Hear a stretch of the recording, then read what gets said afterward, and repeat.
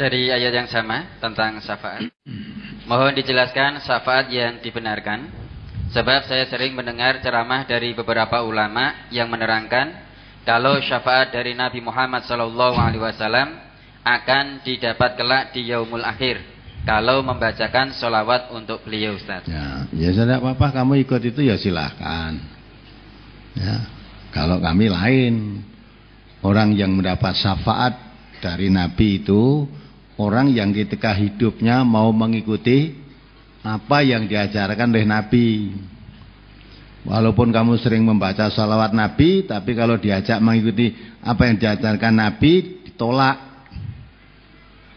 Nabi kita mengatakan man amila amalan laisa alaihi amruna fahuwa raddun.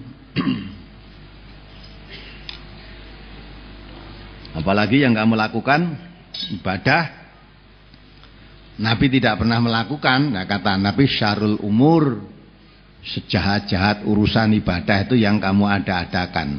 Syarul umur muhdatsatuha, yang baru, yang Nabi tidak ada terus kamu mengadakan, itu ibadah yang baru. Itu kata Nabi seburuk-buruk urusan ibadah.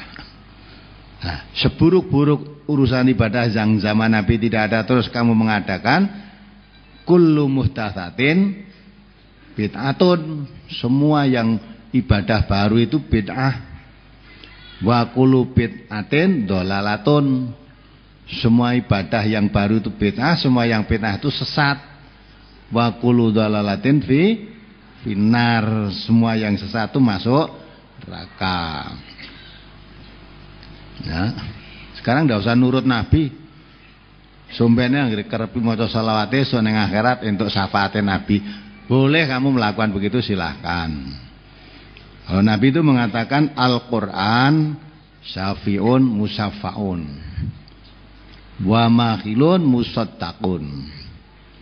Faman ja'alahu amamahu qadahu ilal jannah. Wa man ja'alahu wara'ahu saqahu ilan nar. Nabi itu mengatakan Al-Quran itu syafaat yang bisa diterima syafaatnya. Syafaat itu kan pertolongan. Al-Quran itu pertolongan yang bisa diterima pertolongannya. Ya? Itu syafaat. Wa makhlun musaddaqun, pembela yang dibenarkan. Maka siapa yang menjadikan Al-Quran di depannya, kamu akan dituntun masuk surga. Hal ini dikuatkan sabda Rasulullah yang lain, duru ma'a kitabillahi haitsuma daro. Beredarlah kamu mengikuti Al-Quran, kemana saja Quran itu membawa kamu, ikuti aja. Nah, kamu kalau mengikuti Al-Quran itu faqad hudiya ila sirati mustaqim. Sungguh Quran itu menunjukkan kamu ke jalan yang lurus. Itu yang berkata tadi Nabi.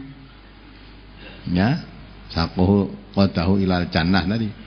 Tapi siapa yang menjadikan Quran di belakangnya, hawa nafsunya yang di depan, Qurannya suruh mengikuti dirinya, bukan hawa nafsunya tunduk dengan Al-Quran. Tapi Qurannya dipaksa mengikuti dirinya, ya, qadahu ilal saqahu ilan nar, kamu dilemparkan kamu ke neraka. Nah, jadi kalau kita hidup ini mengikuti petunjuk Al-Quran, kata Nabi, kamu nanti mendapat syafaat dari Quran itu. Tapi kalau hidupmu itu nyepelek ke Quran, ya tadi katakan oleh Allah tadi,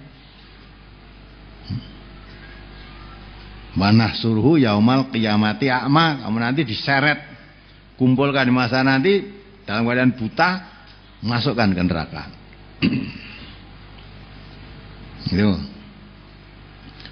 Jadi orang yang hidupnya mengikuti petunjuk Al-Quran tidak perlu diragukan, pasti nanti mendapat syafaat. Ya. Tapi orang yang hidupnya tidak mau mengikuti Al-Quran, hidup di dunia ini nuruti hawa nafsunya, Qur'annya diseret saja, Malah kalau ada ayat-ayat keterangan bertentangan dengan keinginannya, ditolak ayatnya, ya, tidak mau menerima, jangan harap syafaat dari Nabi.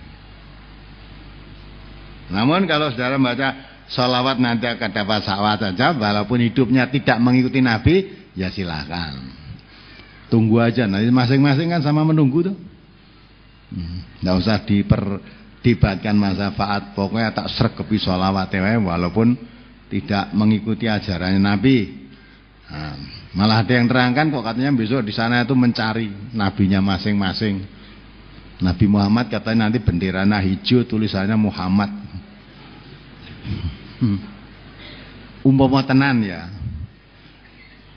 manusia yang pertama kali meninggal sampai terakhir berapa miliar manusia nanti, ya.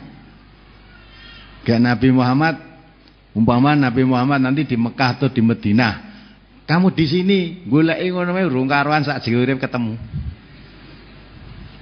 Ketika haji itu ketelisip gitu aja, ya, ketelisut gitu aja. Padahal haji Indonesia wis ditengeri nganggo batik, nganggo kalung apa wis itu ketelisut ning Masjidil Haram cuma sak utek golek nganti mulih lagi ketemu. Ketemu niki mergo sudah arep mulih kuwi. Sana padahal hanya berapa juta manusia, tur lokasinya hanya sempit satu Masjidil Haram itu saja. Gua nanti padahal manusia yang pertama sampai terakhir bangkitkan bersama. Ya, luasnya seluas ini. Tunggu lihat tulisan hijau. Bahan dicedai bae P3. Atau PKB, kan genderane izin era P3 PKB. Nah, itu ada yang menerangkan begitu. Ya silahkan aja. Beda pendapat kan boleh, asal berdasarkan tuntunan. Saya berpendapat beda. Syafaat tidak dengan sana, dasarkan tuntunan tadi. Nabi kita mengatakan seperti itu. Ya, orang yang dapat syafaat dari Al-Quran itu yang hidupnya menjadikan Quran di depan, kita di belakang, ikuti terus Quran itu, pasti dapat syafaat Quran. Itu kata Nabi. Nah, di samping itu Allah juga menjelaskan, barang siapa pegang teguh Al-Quran dijamin tidak sesat dan tidak celaka. Berarti dapat syafaat Quran kan? Siapa yang berpaling, fa innalahu ma'isyatan dongka wa nahsyuruhu yaumal qiyamati a'ma. Siapa berpaling dari Al-Quran pasti mengalami kesempitan hidup dan dikumpulkan oleh Allah nanti dalam keadaan buta. Itu Quran yang mengatakan. Nabi sudah berkata begitu, Quran mengatakan begitu, apalagi yang kurang percaya. Apalagi ini bukan berarti tidak mempercaya dengan syafaat, ya syafaat percaya. Justru orang yang akan mendapat syafaat di akhirat itu sudah didapat sejak di dunia ini. Dan di dunia sudah kita dapat. Maka saya diibaratkan oleh tafsir itu, syafaat itu laksana biji, ibaratnya suatu pohon, buah itu biji. Pohon mangga misalnya ada peloknya itu biji ditanam. Tanam nanti tumbuh pohon, kalau tumbuh keluar pohon. Lah kalau sudah keluar pohon, lama nanti akan ada buahnya. Nah kalau pohonnya saja tidak keluar, masa mungkin akan ada buahnya? Maka Nabi menanamkan ilmu. Ilmu itu kalau diamalkan, nah nanti ibaratnya ini ilmu diamalkan, lah ibaratnya biji pohon, biji tanaman itu tumbuh. Di amalan itu ibaratnya suatu pohon.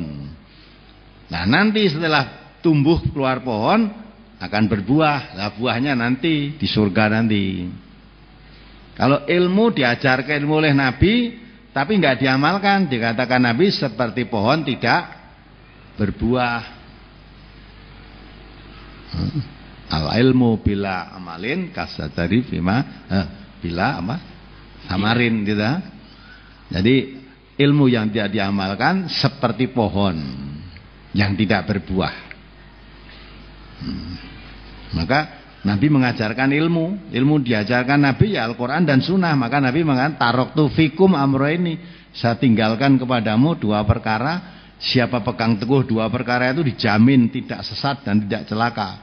Maka kita disuruh gigitlah dengan gigi gerahammu. Di dalam memegang ajaran Nabi, Quran dan Sunnah itu ibaratnya digigit dengan gigi geraham.